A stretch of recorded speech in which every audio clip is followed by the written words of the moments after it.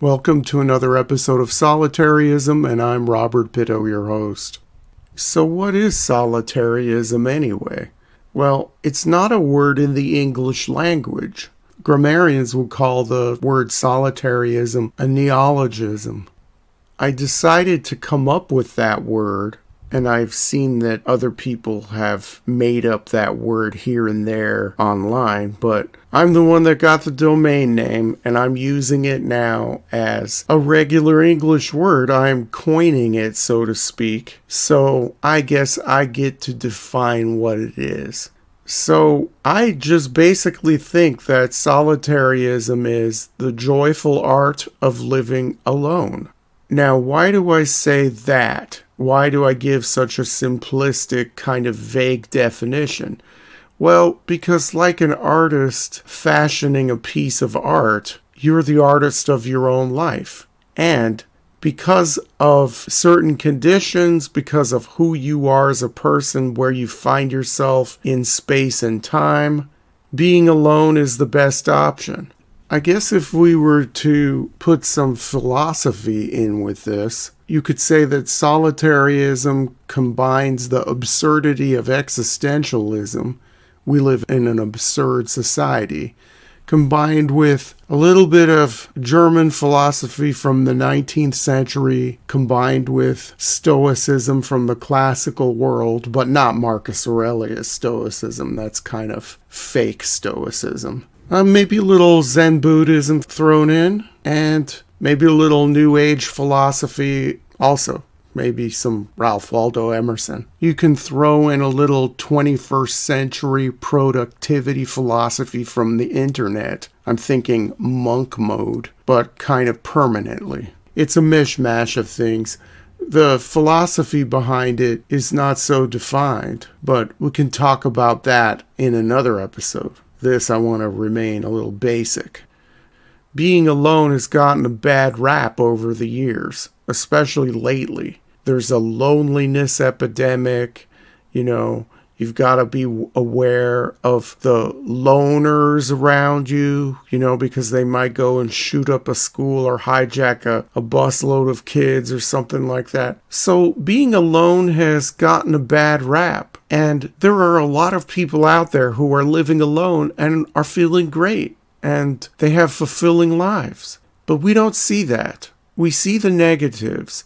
And there is a reason for that. I believe there are multiple reasons for that. I think, to use a cliched term, the powers that be don't want us to go inward and be joyful alone. They want us to be part of groups. They want us to have the groups do the thinking for us and to make the decisions for us. And that's easy for people who are ruling other people. Now, if you're a person who subscribes to solitaryism and you believe there's great joy in being alone and being your own person and diving deep and discovering who you really are, well, then you're no use to somebody who wants to control you and categorize you and put you in a group and manage you. No, you don't want to be managed. And I use the term solitaryism, like I said, because there's really not a word out there that emphasizes the joy, the satisfaction of being alone, of living your life alone.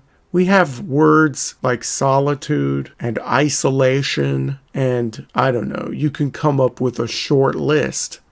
But all of those words are very loaded words. Take, for example, the word isolation. Does that have any good connotations? No, not really. And then you can go a step further and take a look at the terms used to describe people who engage in solitary activities or who live alone. What does the word loner conjure up in your mind? Loner. Okay, you have two options, right? A guy living in his mother's basement who plays video games, or some guy who lives in a cabin in the woods and has a manual typewriter and he's typing out his manifesto. Right?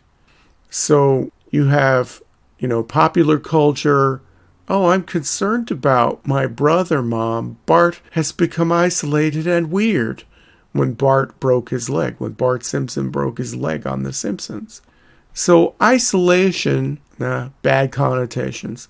Solitude, oh, you know what? That to me conjures up images of just being by yourself in an unfurnished room with no noise. Okay, solitude, being cut off.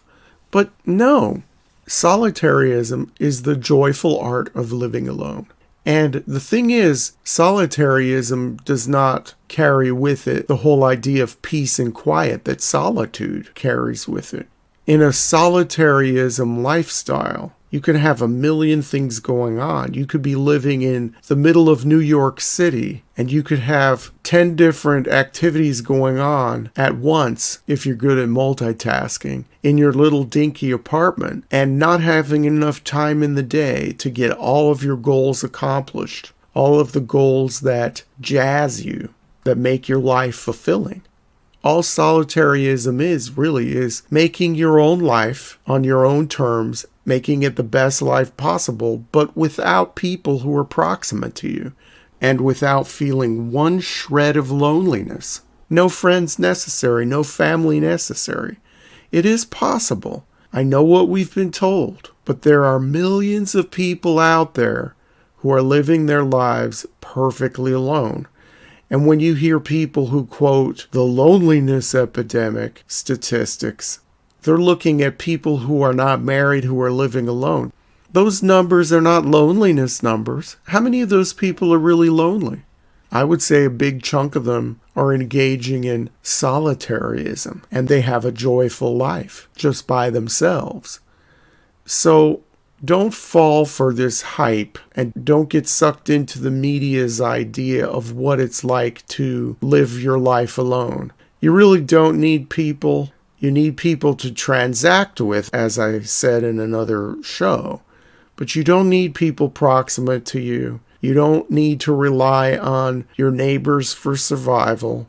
The way society is now, you probably don't want to interact with a lot of people, and there's no need to. So when you accept that there's no need to interact with anyone on a friendly basis, then that clears up a lot of time in your schedule for you to pursue interests that you want to pursue and to build the life that you want to build without people proximate to you. So I hope that explained well enough what this whole solitaryism thing is. It's basically living your life alone in the best way possible, in a joyful, artful way, recognizing that you don't need others proximate to you to have a fulfilling life, no matter what you've been told, how you've been brainwashed about the importance of socialization, intimate friends, all that stuff. It's not true, because there are millions of people who are living the example of solitaryism. That's all I have to say on this topic. Thank you once again for watching and listening, and remember to be happy alone.